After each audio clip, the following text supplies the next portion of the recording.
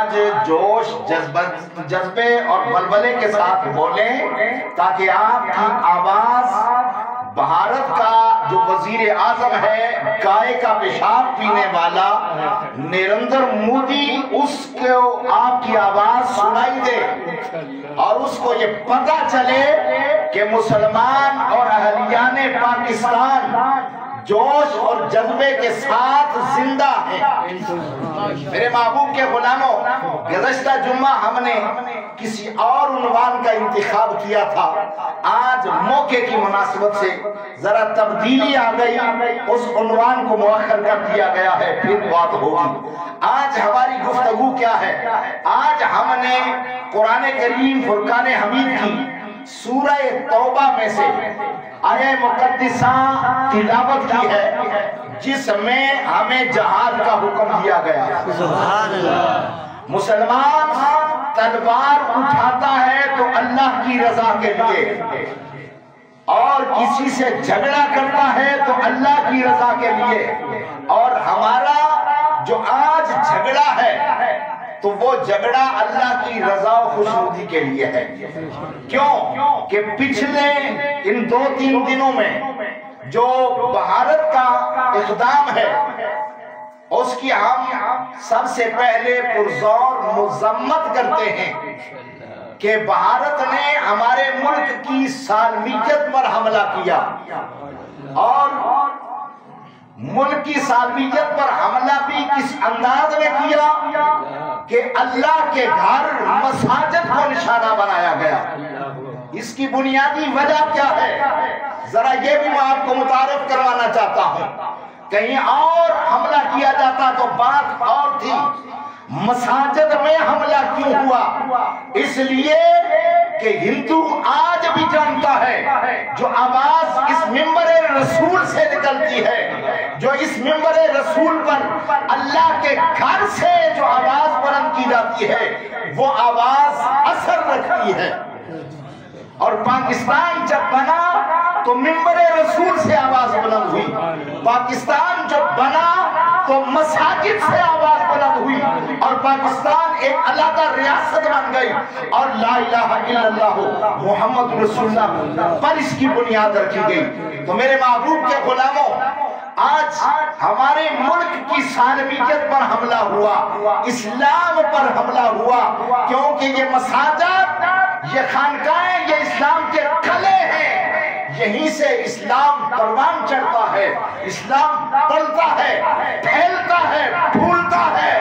اب دشمن کی آنکھ مساجد پر ہے، مدارس پر ہے، خانقاہوں پر ہے، اس لیے کہ انہیں تباہ کر دیا جائے تو سارا نظام تباہ ہو جائے گا، لیکن یہ کبھی تباہ ہو سکتے نہیں ہیں۔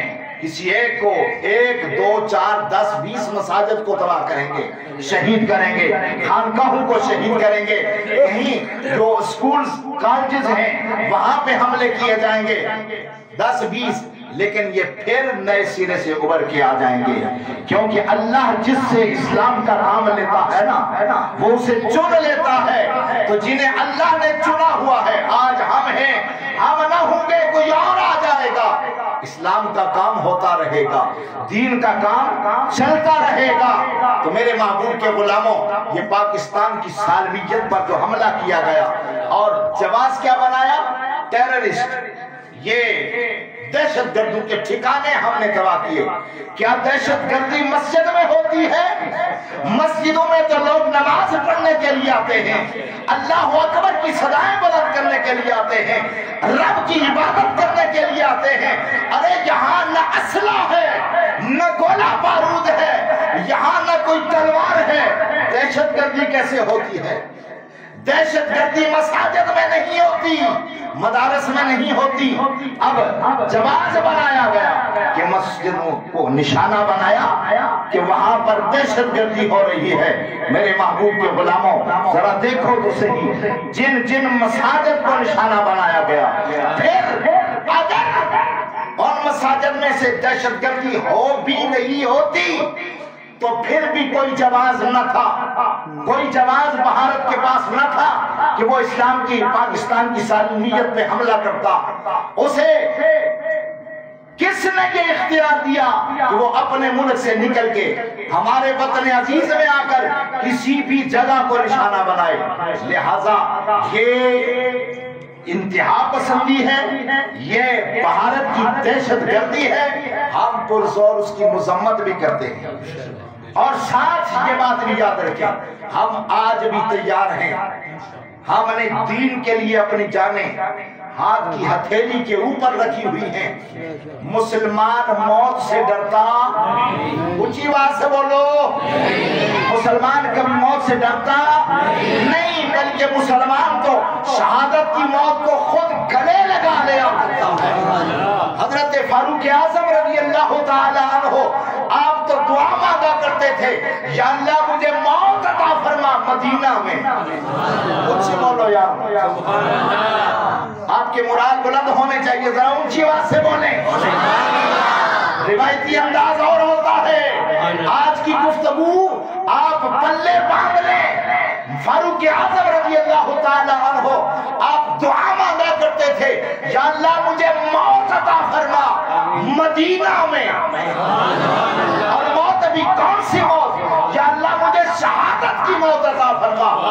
تو مسلمان شہادت کی موت کی تمنا رکھ کر دل میں جیتا ہے، مسلمان کو موت کی پرواہ نہیں ہے۔ گھر میں بستر مرد پر ایڑیاں رگڑ کر مرنے سے بہتر اور کئی درجہ اعلیٰ ہے شہادت کی موت، کیونکہ شہادت کی موت ایسی ہے، موت ایسی ہے شہادت کی کہ جو مسلمان شہید ہوتا ہے نا وہ مرتا نہیں، جو شہید ہوتا ہے وہ اونچی آواز نہ بولو، وہ مرتا نہیں۔ یہ میری بات نہیں، یہ کسی مولوی کی بات نہیں، کسی دنیا دار کی بات نہیں، رب کا قرآن فرماتا ہے بل احیاء، اللہ کے راستے میں مرنے والے کو مردہ نہیں کہنا، وہ زندہ ہے۔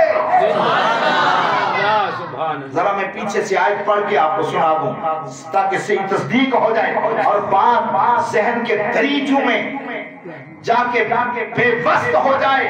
میرے محبوب کے غلاموں، اللہ فرماتا ہے وَلَا تَقُولُوا لِمَنْ يُقْتَلُ فِي سَبِيلِ اللَّهِ، جو اللہ کے راستے میں قتل کر دیے جائے، جو اللہ کے راستے میں قتل کر دیے جائیں۔ وَلَا تَقُولُوا لِمَنْ يُقْتَلُ فِي سَبِيلِ اللَّهِ اموات، ان کو مردہ کہنا تو دور کی بات، مردہ کہنا تو دور کی بات، اپنے ذہنوں میں یہ تصور بھی نہیں کر سکتے، یہ سوچنا بھی نہ کہ وہ مر گئے ہیں۔ اے میرے اللہ، دشمن کی طرف سے ایک بم آیا اور لگ گیا، سامنے بندہ تڑپا جان نکل گئی، پھر تو کہتا ہے کہ مرا نہیں ہے، یا اللہ کیسے مانے؟ فرمایا بظاہر تم نے اسے مرتا تو دیکھا ہے، لیکن میں تمہارا رب اعلان کر رہا ہوں بل احیاء عند ربہم یرزقون، میں رب یہ اعلان کرتا ہوں جسے تم مرتا دیکھ رہے ہو وہ مرا نہیں ہے بلکہ وہ زندہ ہے، میرے ہاں رزق بھی دیا۔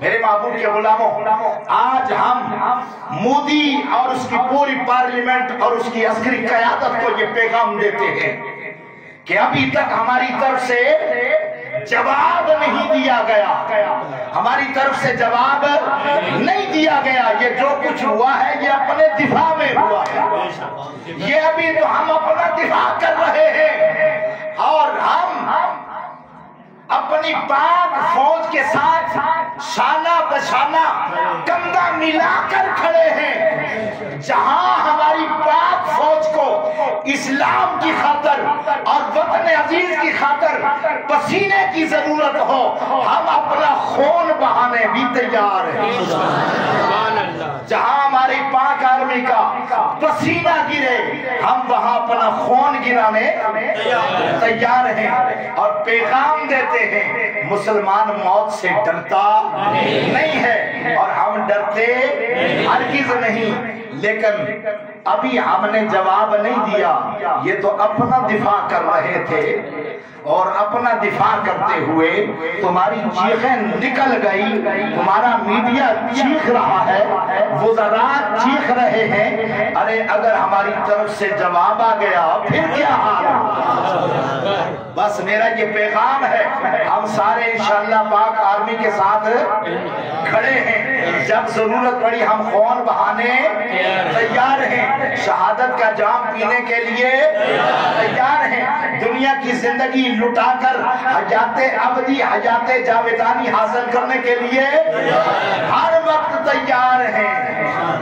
اللہ تعالیٰ میرا اور آپ کا حامی و ناصر ہو۔ جو کچھ سنایا گیا اس میں کمی کجی کوتاہی ہو کائنات کا رب معاف فرمائے، اور جو صحیح ہے ہمیں عمل کی توفیق عطا فرمائے۔ ہر وقت تیار رہیں، اور جب ضرورت پڑے ہمیں اپنے وطن عزیز کی خاطر، اسلام کی خاطر، دین مصطفیٰ کی خاطر، حضور کی عزت و ناموس کی خاطر ہم اپنی جانیں لٹانے کے لیے تیار ہیں۔ وما توفیق الا باللہ، سنتیں ادا فرمائے۔